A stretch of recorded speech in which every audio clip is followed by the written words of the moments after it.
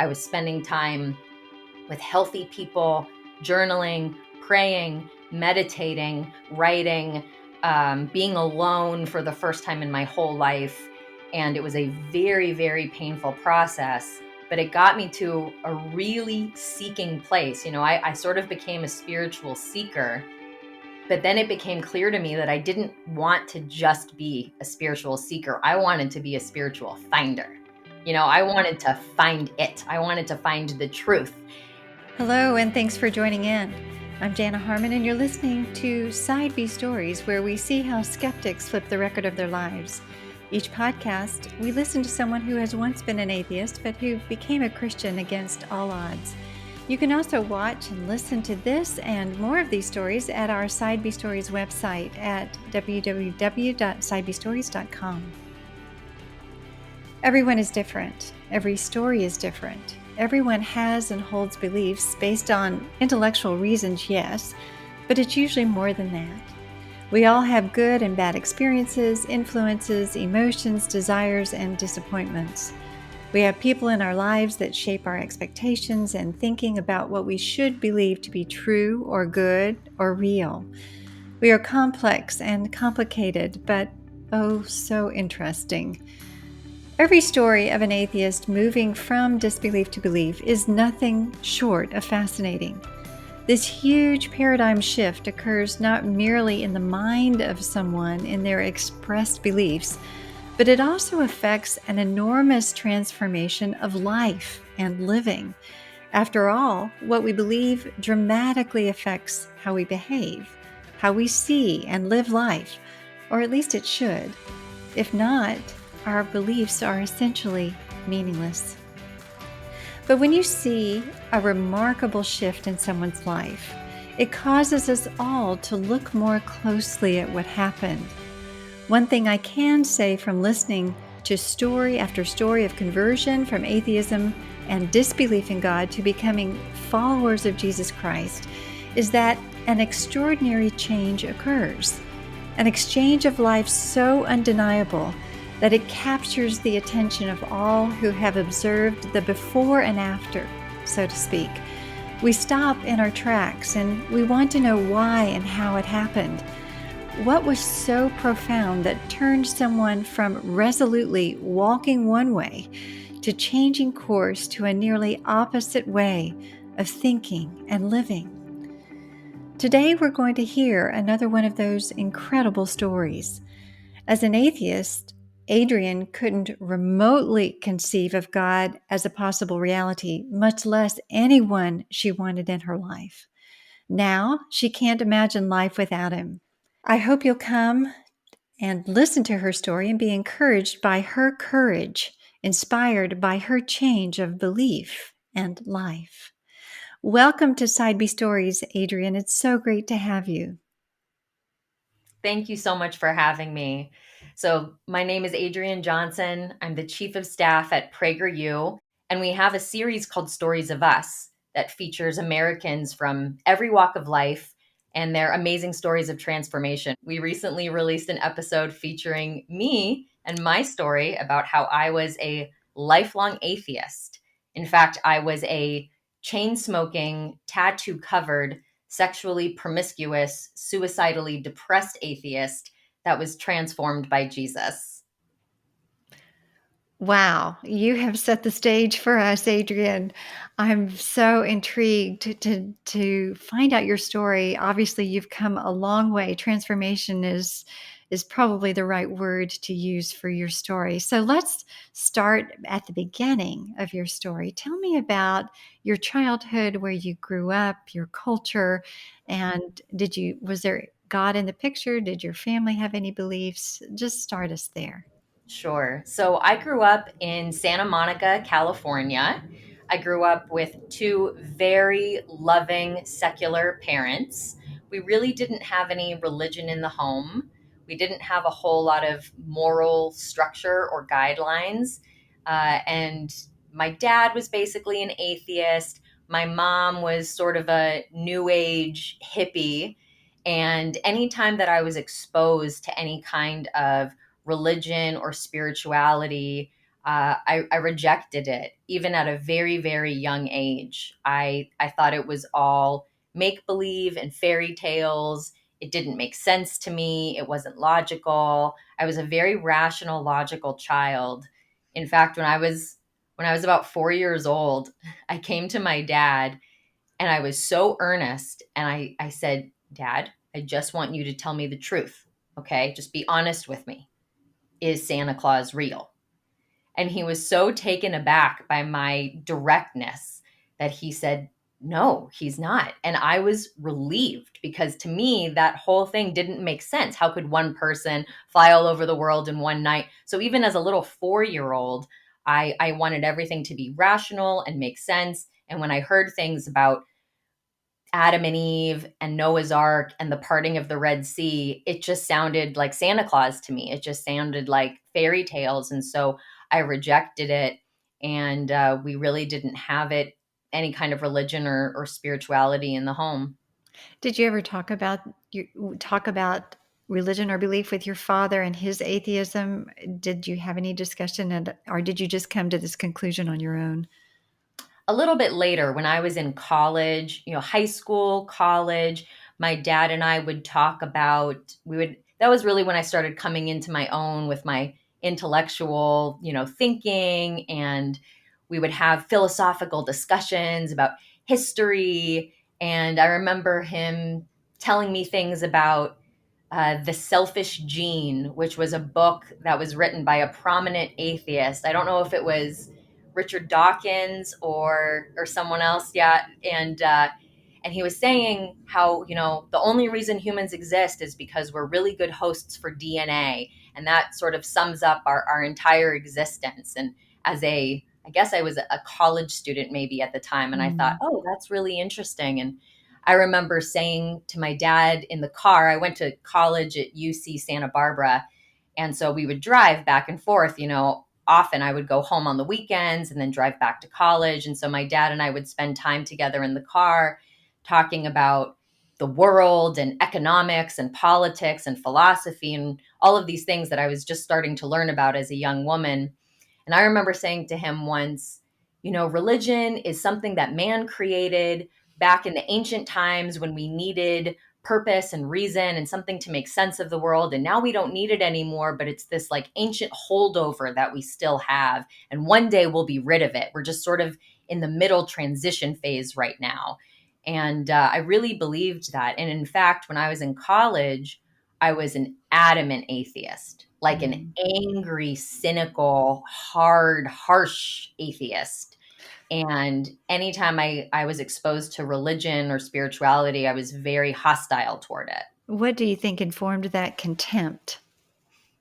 That's a good question. I mean, now I have sort of my own opinion about it, which is um, that there is so much truth and power to God and Jesus that it is so offensive to people who don't believe. I suppose, there are some atheists or some agnostics who just sort of shrug and say, oh, I don't really believe anything, or I don't care what other people believe. But I know from my personal experience, it was incredibly offensive. And now I think it's sort of like when you're in the dark and you are exposed to the light and it's so harsh and blinding. um, it's very hard to be indifferent toward it. You either can accept it or you reject it, and you have to fight it, because it is so offensive to your worldview and who you are. And that was how I felt. Mm. So, as you were growing up, you obviously had this very pragmatic view of life, but you observed your mother practicing some form of spirituality. What did you think that was? Or obviously, she believed it, or did she talk with you about her New Age beliefs? A little bit. I mean, I was definitely exposed to it. I definitely saw it. I don't think we discussed it that much. I was sort of more in line with my father, who Mm. was, very intellectual, very Mm. cerebral, and we would have these discussions. But I saw my mother dabbling in all of these different sort of new age spiritual practices, especially in Los Angeles. She would go to these different organizations, different, I guess you would call them churches, but sort of new age versions of churches, or um, spiritual centers. There was definitely a seeking about her my entire life that I've witnessed. She's always sort of looking for something to make her happy, make her whole, make her complete. It seems, and I didn't quite understand this as a child, but it seems to me that she's always been sort of seeking for something. And I was intrigued. She would have a room in the house with her paints and her canvases when I was a child. And she also had dream catchers and rain sticks and crystals. And I was very, interested in that stuff, probably just because it was my mom's. It was like my mom's neat stuff, my mom's neat room, that I thought was interesting, but it didn't have any meaning. It didn't have any spiritual meaning to me. Mm. Were there during that time as you were growing up as well? I know you're in LA, Mhm. so there are, especially you're young enough to have, that that there were some forms of Christianity around you. Um, did you ever have any touch points with those? Any people who called themselves Christians in any kind of orthodox sense? I love that question because, Christianity is actually such a huge part of our culture. It's very easy to be exposed to things around Christianity, and I was, and yet it never penetrated. For example, I didn't really have Christians in my life. I didn't have Christian friends or Christian family. Um, but I was very much exposed to it with things even like Christmas cartoons. I loved Christmas cartoons. I loved um, the Charlie Brown Christmas special, Merry Christmas, Charlie Brown. And in it, Linus, goes on, he quotes Luke. He quotes like several verses of Luke. And I must have seen that cartoon 100 times as a child. And so I even, probably had some of it memorized. But if you asked me what it meant, I would have no idea. I didn't hearing terms like the Son of God, died for our sins. Jesus is Savior. I heard things like that because it's part of our culture, but I didn't know what any of that meant. I certainly never, ever knew that Jesus was God. No one ever said that to me, explained that to me. I thought he was a special person in the Christian faith. I didn't really understand who he was or what Son of God or Son of Man, meant. But it is really interesting that you could grow up in America and even in Los Angeles and be exposed to parts of Christian culture and still never hear the gospel, never really know what it means. And that was my experience. Mm. So, as you were moving along and you were becoming this adamant atheist, I like the way that you say that. There's a certain worldview that entails. Atheism itself, atheists would say, is not a worldview, but Mm. there are certain uh, worldview implications to that, where you're embracing whether it be naturalism, or materialism, those kind of worldviews where the natural world is all that exists, or the material world, that there is no supernatural world. Were you, as an intellectual person, aware of the implications and what those worldviews entails in terms of meaning and purpose and value or free will or consciousness, or those kinds of things that go along with embracing those kinds of ways of thinking? I think it all made sense to me at the time. At the time, it was the most rational, cohesive worldview that I, saw out there. It definitely made the most sense. And I actually found comfort in things like we are a speck of dust hurtling through an infinite, vast universe with no meaning and no purpose.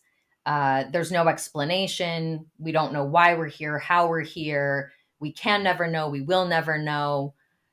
We can just sort of throw our hands up and say, it just is. It just is. And it's all random and there's no meaning to any of it.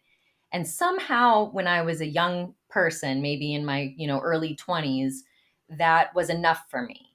And it brought me some weird sense of comfort. I think it came from sort of an intellectual arrogance in a way. Like I really thought that I knew best and I knew more than other people. I definitely held myself above others. And I think, maybe that's part of being a young 20 something. I thought I knew I had it all figured out. I understand. I understand the way the world works, the way the universe works, and I don't need meaning or purpose. Um, and I thought that served me just fine, but unfortunately, it left a huge void in my heart, in my life, and I was trying to fill that void with other things. Now, if you had told me that at the time, I would have said, screw you, you don't know what you're talking about. And I wouldn't have believed it. But now, of course, looking back on it, I can see how that meaninglessness really affected me and left me thirsty, wanting more, and then very painfully trying to fill that void with things that could never and would never fill it. I'd like to pause for a moment and tell you about our new Side B Stories website. Perhaps you or someone you know is questioning whether or not belief in God is even possible or credible, whether or not Christianity is worthy of belief. The trouble is, in our culture today, Christianity is viewed largely as a belief system for the weak, delusional, and uneducated. It can be extremely difficult to break through the negativity and stereotypes to explore authentic, historic Christianity. If you're a skeptic or atheist, what would it take for you to consider the reality of God or the truth of Christianity? Or if you're a Christian, how can you better understand or engage with skeptics in a meaningful way? Our new Side B Stories website was created with you in mind. In addition to housing our podcast stories, it also features short video testimonies from former atheists and resources they have recommended or written about their own journeys to belief. And you'll hear their advice to skeptics on how to pursue a search for God, and advice to Christians on how to engage with those who don't believe. We offer these stories from former skeptics on the Side B Stories website because there is no bigger question that affects your life than whether or not God is real or true, good or relevant. In a culture where Christianity is sometimes viewed unworthy of belief, Side B Stories shows what it did and does take for skeptics to become believers. You can find all of this by going to our new website, sidebstories.com. We hope you'll take a look and share this wonderful resource with skeptics and Christians alike. Now back to our story. You say you have a God-shaped or God, a void in your life that you were trying to fill. So in a sense, that your intellectual beliefs were having an existential kind of connection to your life, the way you were living it out. You were searching because I suppose if there's a God in the picture, there is a sense of source of meaning and purpose and value and identity.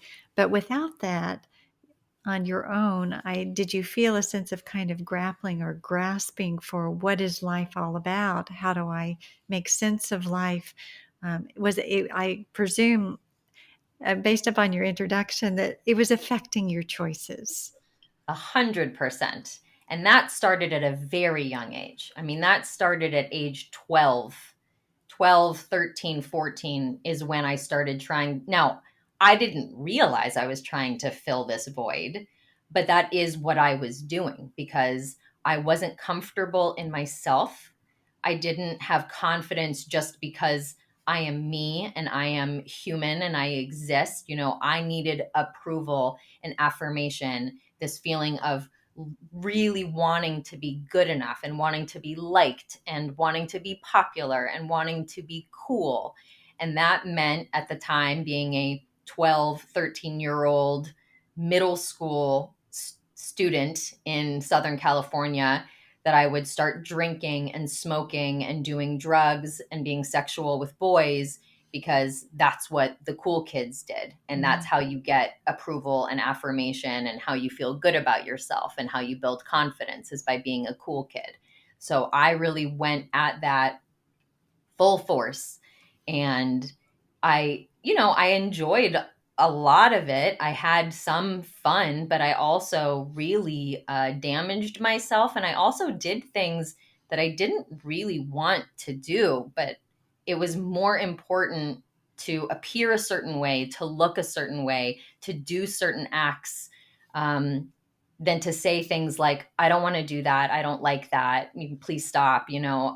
As a 13, 14-year-old girl, I basically gave into things that I didn't really want to do because I thought it would somehow, benefit me or elevate my status. And it's just pretty heartbreaking to think about that, that's what I was doing at such a young age because I didn't have a better sense of self and love and acceptance, even though I was, in a loving family. My parents adored me. They gave me a lot of praise. I still was seeking and longing for something else because the only thing that I can make sense of now is that there was something that was lacking that I was trying to fill with those other things. Mm. So you're going through adolescence, you get to college, you've become quite hardened against the idea of God and I presume organized religion and Christianity. Why don't you take us to that place and walk us forward from there? Okay, so it's funny. I remember you bring up this memory when I was in college, and I was very much the way you describe. I was at a coffee shop, and this sweet older man started talking to me and my girlfriends. We were there, studying for class or whatever, and I thought he was just so pleasant, and I was so surprised that this, nice older man would just strike up a conversation and start talking to us. And then maybe about 5 or 10 minutes in, he dropped the, well, I just want to tell you that, Jesus loves you. And I don't remember the exact words he used, but it was basically, he was being so kind and generous. And the reason he was doing that was because of Jesus, because he loves Jesus and Jesus loves him and Jesus commands him to love others and he just wants to spread Jesus's love to us. I was livid. You could see the smoke coming out of my ears. How dare you? I didn't say this to him. I just got very cold and, turned a cold shoulder. But I was so offended. How dare you pull this bait and switch on me? Here you are pretending to be this nice man talking to me, and then you drop the Jesus. And I was so, so offended. I wish I wish I could somehow tell that man what has happened to me since. And maybe there was a seed that was planted there. Maybe all along the way, all along my life, there have been seeds that have been planted, even though I was, very clenched and very hardened to them. Only God knows what those little interactions and encounters have done to me throughout my life. So God bless that man Yes. for having that conversation with me. I wish I could tell him what's happened to me since, but uh, college, I basically came out of college. I felt the whole way through college. I was still constantly trying to fill this void. I mostly did that through relationships, jumping from one relationship to another. I was pretty much never faithful in my relationships because my relationships couldn't satisfy me. I would get into a relationship and then it still wouldn't make me happy. So then I would need to find another person that would make me happy. If I wasn't in a relationship, I was, engaged in a lot of one night stands, being sexually promiscuous, again, trying to get that attention and approval and affirmation from other people. Um, Felt good in the moment, and then, would quickly wear off and not last very long. I met my ex-husband when I was, I think, 22. I was very young, and we were in graduate school, and dated for a few years. We thought it was very romantic to be sort of, these tortured artists who had a lot of emotions and a lot of pain and a lot of struggles. And we were very intellectual, and we wrote poetry. I thought that that was really beautiful and romantic at the time. And I thought that by us getting married, that, that would make me happy and make me whole, even though I had been unfaithful while we were dating. And he, warned me and said, if you ever do this to me again, I will leave you. I cannot let you do this to me again. And I said, I won't do it again. I would always, and at the time I would mean it. I would cry and say, of course, I'm so sorry. I'll never do it again. He married me. And very shortly after our marriage, I really plunged into the depths of depression. I started struggling with depression shortly after college. I was in my early 20s when I first had my real first bout of depression, of feeling completely meaningless, uh, wanting to end my life, needing to get help, starting to, see a therapist, see a psychiatrist, get on medication. And that went on for many, many years. It would kind of ebb and flow. I would have, some good periods and then bad periods. And shortly after we got married, I went into a pretty deep, dark depression where it was very hard to get out of bed on a daily basis. I couldn't really find meaning in anything. I really just wanted to end my life. I would fantasize about killing myself all the time. It was a terrible, tortured place to live in. And, my poor ex-husband was right there alongside me for all of it. And I certainly was not a pleasant person to be around for all of that time. And then eventually, I couldn't stay in that place. It was unsustainable being that depressed and that far gone and wanting to kill myself. So I really think I had three options at the time. One was that I could get healthy, which my ex-husband was begging me to do, which I honestly had no interest in whatsoever. Like really taking responsibility for myself and making a change and saying, I'm going to get healthy. No, thank you. The second option was to kill myself, which I really thought about doing all the time.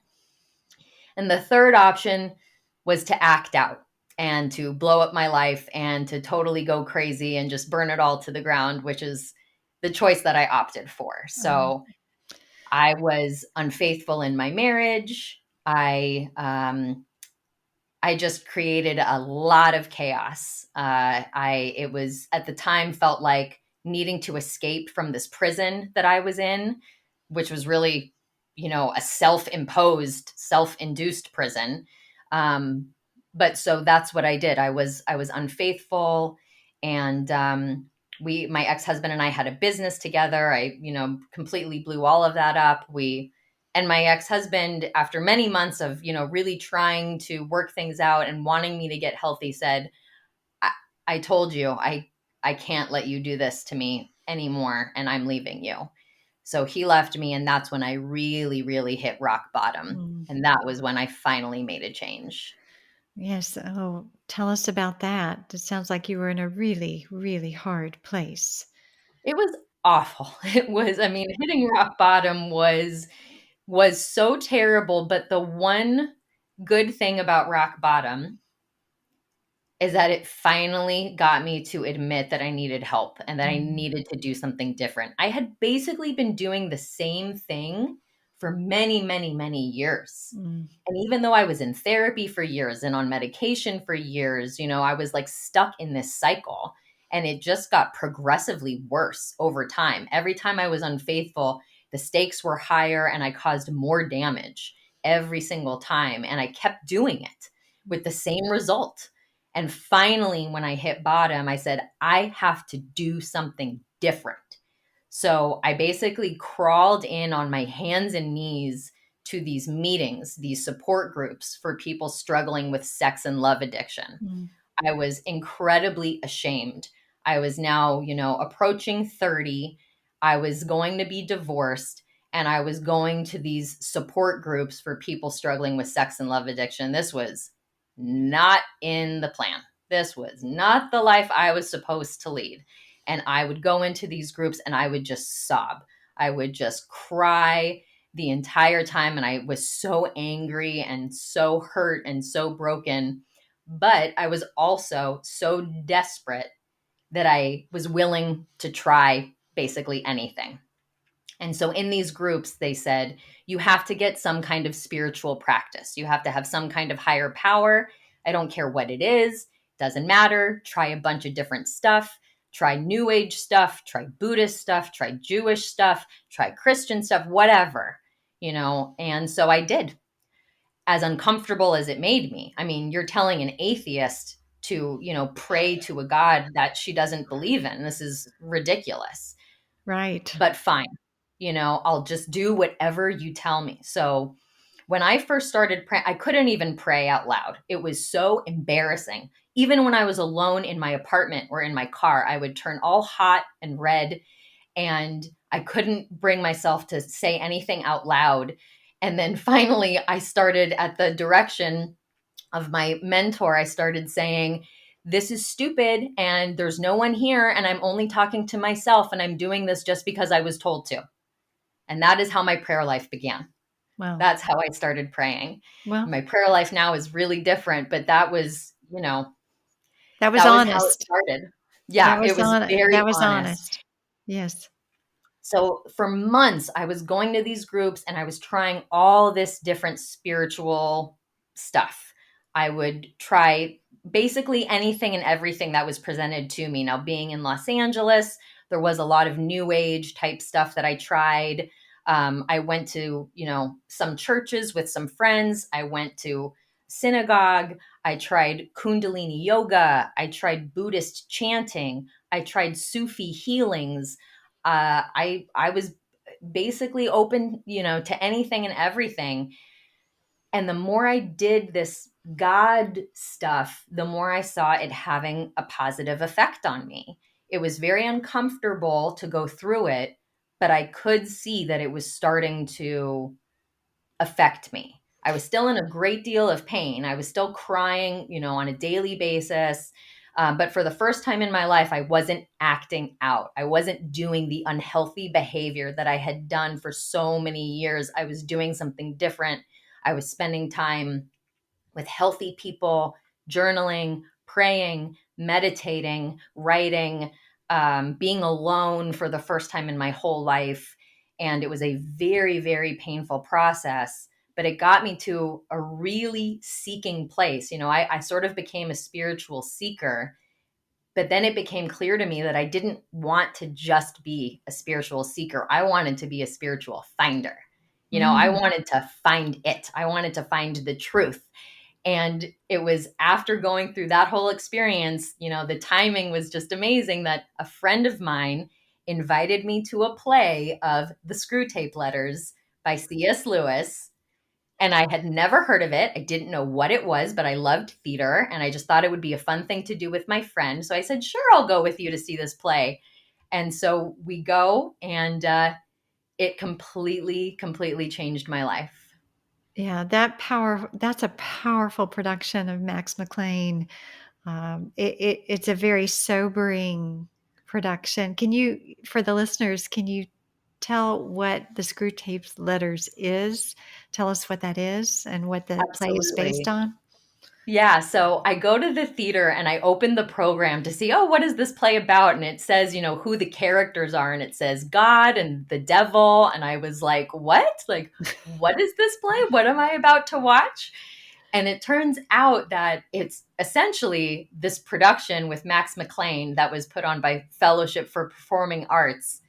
It's like a 90-minute monologue, essentially, where Max McLean plays Screwtape. Screwtape is sort of a high-ranking demon official in the underworld. And throughout the play, he's writing letters to his apprentice, to his nephew named Wormwood, who's sort of a junior demon. And he's teaching Wormwood, this junior demon, how to be a proper demon and how to properly torment his patient, which is a human. And so the book and the play is sort of that idea of that you see in popular culture when there's like a little angel on your shoulder and a little devil on your shoulder. It's like, oh, that's a real thing. The whole concept of, you know, these little devils do exist, and they do torment you, and they do plant, you know, lies and deceptions into your thinking. And so the whole play is really about spiritual warfare, spiritual attack, about these dark forces that want to keep us hurting, doubting, alone, separated from God, and even comfortable. They want to keep us comfortable and separated from God, right? And so I'm watching this play, and it's like, you know, watching a mirror. I mean, some of the things that Screwtape is saying about how the demons torment the patient is just it's what I had been living for so many years, for so long. It felt so true. It just resonated so deeply within me. And for the first time in my life, this thought occurred to me. And I always saw myself as, you know, messed up, you know, like there's something wrong with me. Like I'm just, you know, I'm tortured and I'm this and I'm that. And it was the very first time in my life that it occurred to me, maybe that's not me. Maybe there is a dark force that is doing that to me. And that's not actually who I am, you know, and that God actually wants me to be pure and happy, like truly connected to him and full of joy. And there's this dark force that doesn't want that for me. And it just really blew my mind and opened up my eyes, especially after I had been on this year-long spiritual journey of trying all these different things.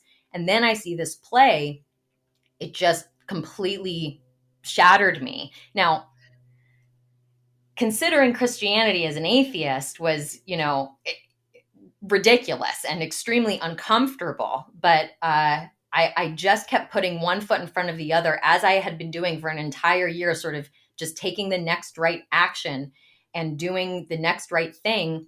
I actually ended up reaching out to Fellowship for the Performing Arts to let them know what an effect they had on me.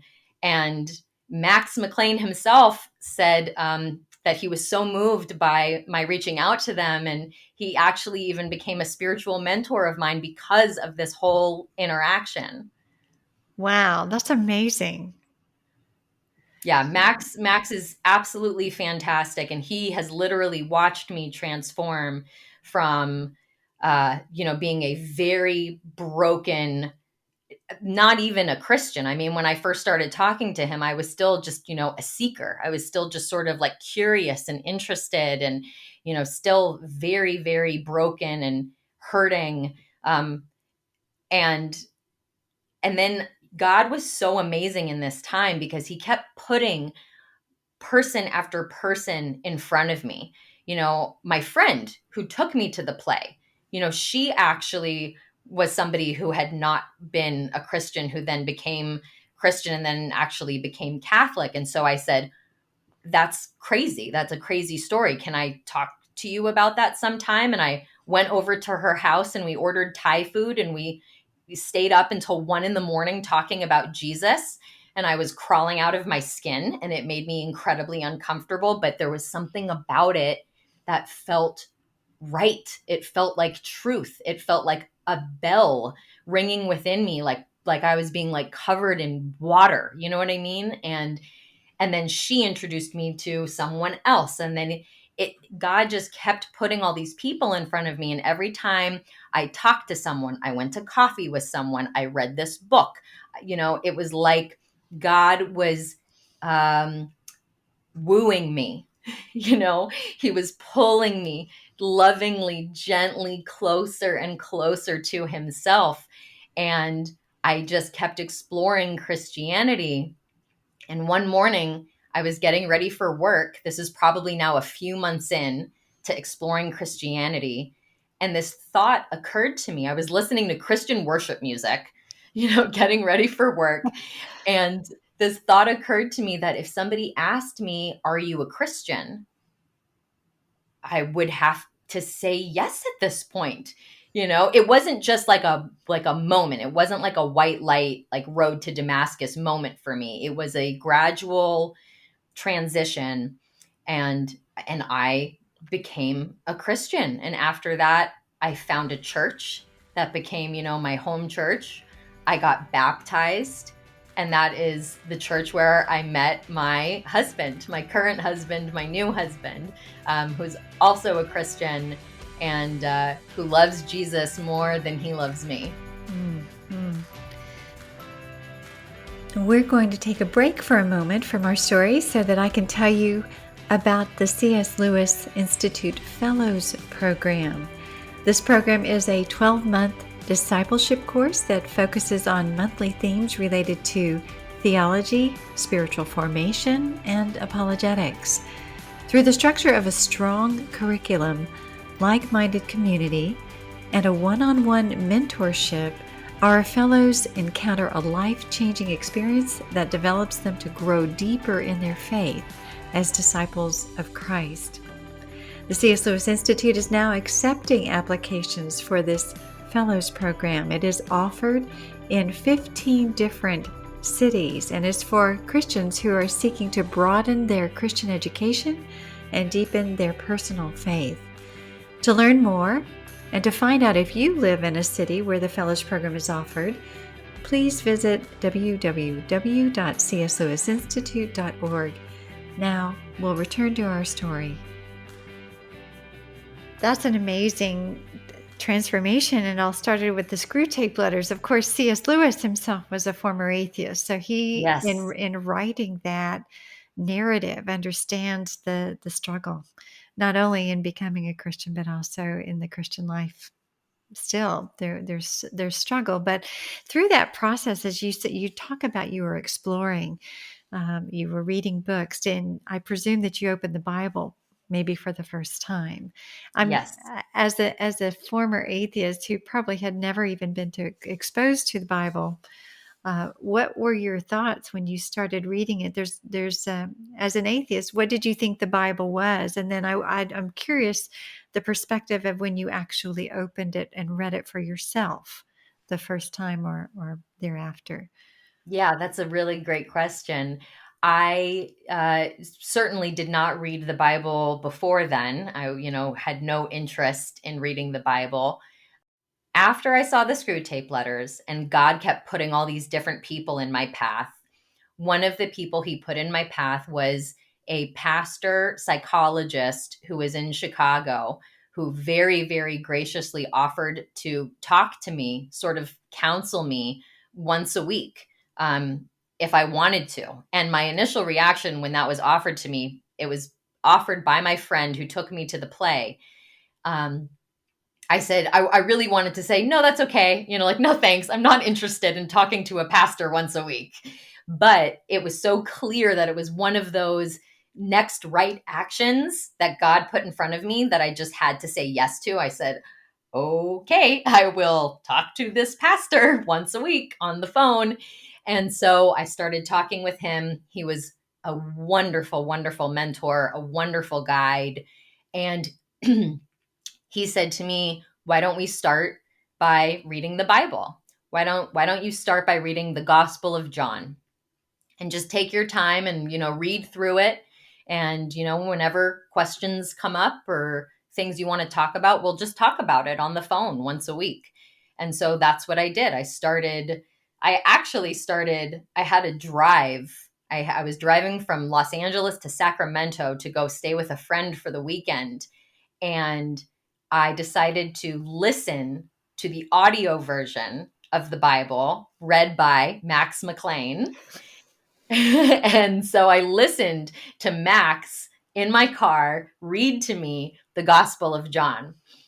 And it was I still remember the experience completely to this day. It was, I was alone, the sun is shining, And it's that same feeling of like just being washed with water, like this bell ringing inside of me. There's something about this truth. It's just resonating. It just feels so right and so true.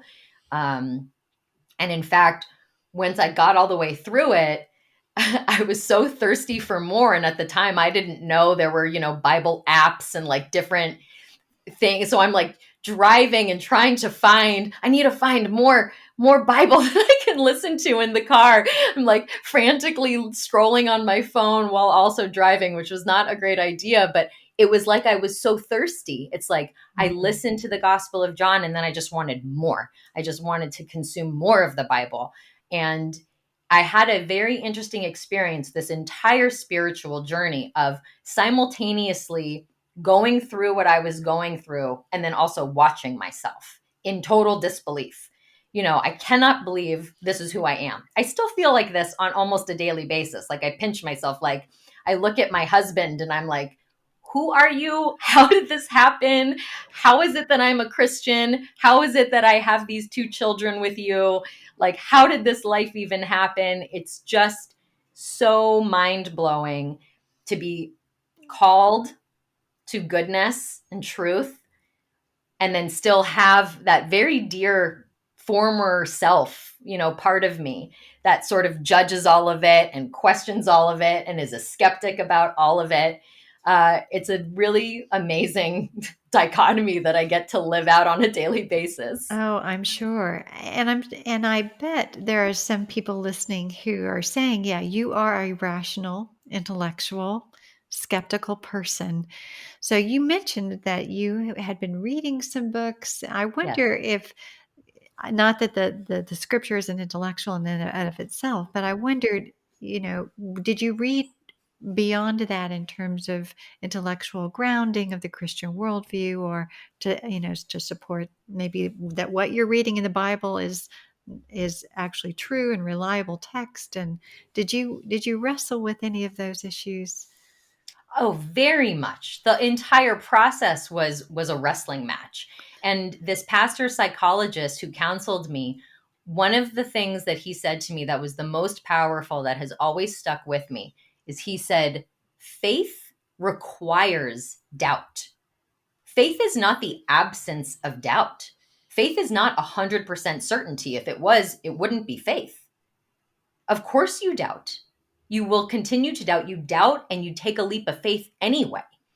And that was a real revelation to me, like, because I always wanted to have 100% certainty, and that's just not available in human existence. You'll just never, even in atheism. Sorry, I would never have admitted when I was an atheist that atheism is a stance of faith.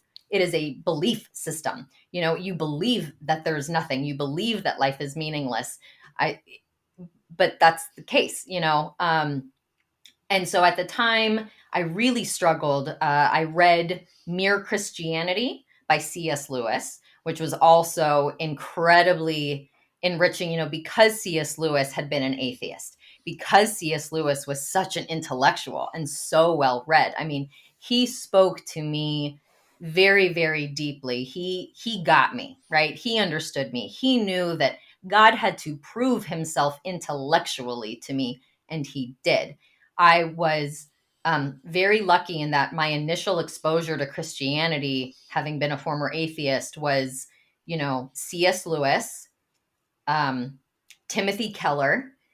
Max McLean had recommended to me Tim Keller sermons, and I think I consumed nearly and have consumed nearly every single Tim Keller sermon that exists in the world on the internet. I find him incredibly intellectual. I never knew that a pastor could talk like that. As a former atheist, I thought that Christians were either sort of what I call like a used car salesman, where they have like a really cheesy smile and they're like, praise Jesus, or like a very somber Catholic pageantry mass, neither of which appealed to me as an intellectual atheist. Then I find these sermons and I think this man talks like a college professor.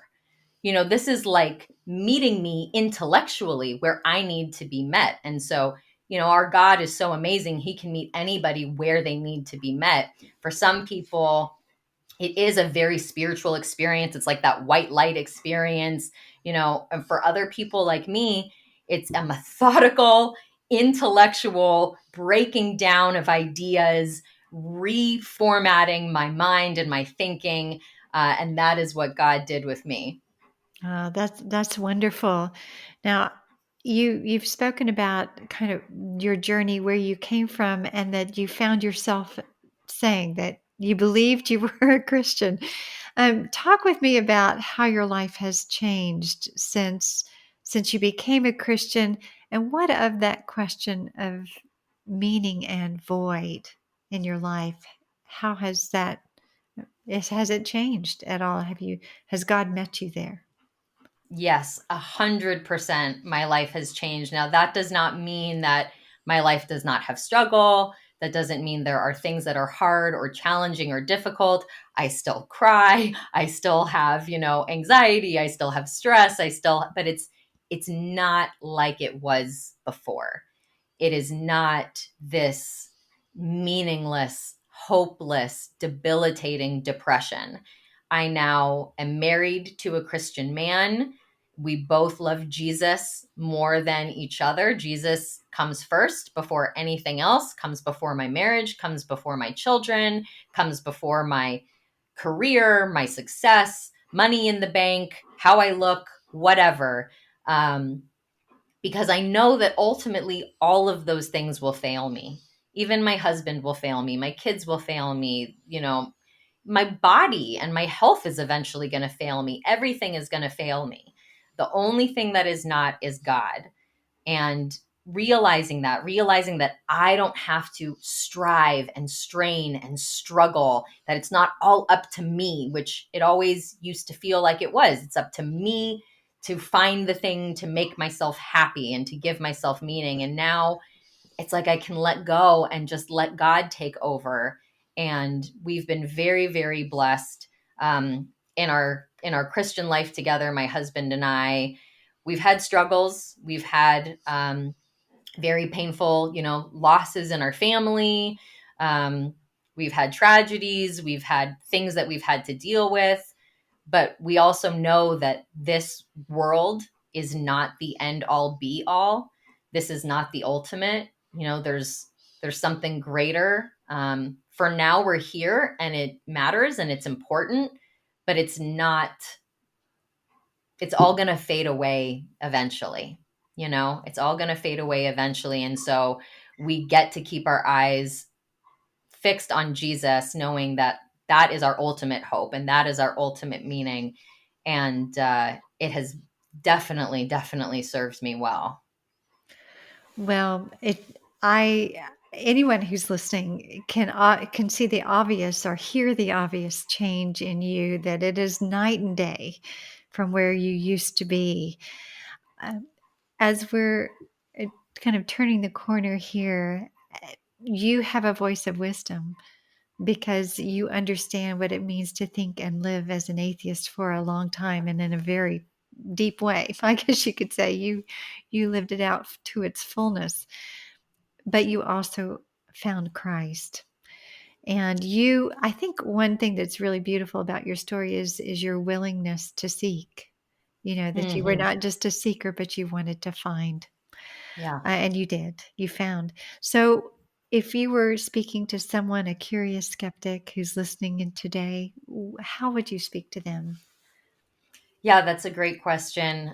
For anybody who's struggling out there, I would just say that it's never too late. It's never too late, and you are never too far gone. There is truly always hope. I know for me, it was very, very hard to believe that there was hope. It was very hard to believe that there was any way out of the dark that I was experiencing. Um, and it really felt like it was going to kill me. It really felt like the darkness and the depression was going to destroy me. And for somebody who's in that place, I would say it won't. It may feel like you're going to die, but cannot take you unless you let it. And I've heard so many stories from people who were at the very, very, very end of their rope and said, well, I might as well try this Jesus thing. And then if it doesn't work, I'll kill myself anyway. And like that was their coming to faith moment. And I would just encourage someone that if you're in pain, to try something different. It's like if you're so far gone, if you're so desperate, if it's so bad, you might as well try something different and just give it a chance. That is what I did, and uh, I couldn't do it myself. I was powerless, but God is not powerless. He can do it, and so I let him. I let him take over, and I have been following him ever since. And I would just encourage anyone to, honestly and earnestly look into it and give it a try. Or just like you did, just that honest prayer. I Yes, love that honest prayer. I don't believe you're out there, but if you are, right. and it looked like the Lord really answered your prayer. Like you Yeah, say, you come to him as you are, you don't have to get good or get clean, or you just come to him exactly as you are, wounds and all. You are totally accepted. You come to him with your doubts, you come to him with your skepticism. You can curse him out right to his face if you want to. Don't worry, he can take it. He is God. you know I used to have this note that I had on my mirror that I would look at every single morning when I was early in my spiritual journey, and I loved it so much. And it said, "Good morning. This is God. I will be handling all of your problems today. I will not need any of your help. So have a nice day." oh, that's terrific. Ah, so turning the corner then, now as a Christian, you see things freshly with new eyes. And I'm sure thinking back to the man who came up to you to the table to you, and he approached you saying, Jesus loves you, and it was so off-putting to you. I wonder, as a Christian now, how would you best in advise us as Christians in terms of engaging with those who don't believe? Maybe not like that, but maybe it sounds like Yeah. he was a little bit of a touch point, even though at the time, it wasn't what you wanted or expected. Yeah, I mean, when I share my story, not just, with you here, but just, with friends and family, because I come from a family where I am the only Christian. Nobody in my family believes. And when I talk about it, I don't try to convince anyone. I don't try to argue or anything. Really, I think the most effective thing I can do is speak from my own personal experience and share my story. I know that it's true, that it is objectively true. It's not just subjectively true. It's not just my truth. I know that it's true, but I also know that you do have to approach people with a certain stance and a certain posture, and coming at them saying this is true and you should believe this, may turn some people off. So, when I talk to people, it is my truth and it is my experience, and I gladly and willingly and openly share it with people. And I think just going back to, we were talking earlier about the Stories of Us episodes at PragerU. I mean, that's one of the reasons why they're so effective, is because they really are people's personal stories of transformation where they get to just speak authentically. And, it's a way to not only change minds, but to change hearts too. And I really pray that my story would change some hearts and minds and maybe bring even just one person closer to God. That's beautiful. Like you say, it's like someone may not be convinced by a story, but it might open the door for them to seek for themselves, and we can hope for that, right? Yeah. What a beautiful story, Adrienne. What a beautiful life you've lived. It's been tragic, but beautiful. I mean, when you think of the word redemption and a redeemed life, I that's what comes to mind when you tell your story, that you moved from kind of a darkness to light, and from a fragmented brokenness to such wholeness. Now, not perfect, like you say, none of us are perfect, but it's beautiful. It's so beautiful. So thank you And for, oh, yes. Anything you I want was to just add? going to say thank you so much. And, even though I did a lot of work, I really don't take credit for this change. It really wasn't me. The only thing that I did was that I became willing. I became willing to make different choices. But God is the one who did the change. Jesus is the one who did the change in me. That was all Him. That was all His doing. And He is the reason for my life now. That is why anything good I have is because of Him. And I just want to encourage, everybody out there to go watch this story. If you just go to prageru.com, you can watch my Stories of Us episode. And I'm just so grateful to get to share this story and hope that it affects some people. Yes, yes. Praise God that you were willing. Yes. Because what the result is glorious, really amazing. And Thank you so, so much. oh, you're so welcome, and thank you for coming on. Thanks for tuning in to Side B Stories to hear Adrienne's story today. You can find out more about her by visiting our episode notes. For questions and feedback about this episode, you can contact me at the Side B Stories website. Again, that is www.sidebstories.com. If you enjoyed it, subscribe and share this podcast with your friends and social network. We would really appreciate it. In the meantime, I'll be looking forward to seeing you next time, where we'll see how someone else, another skeptic, flips the record of their life.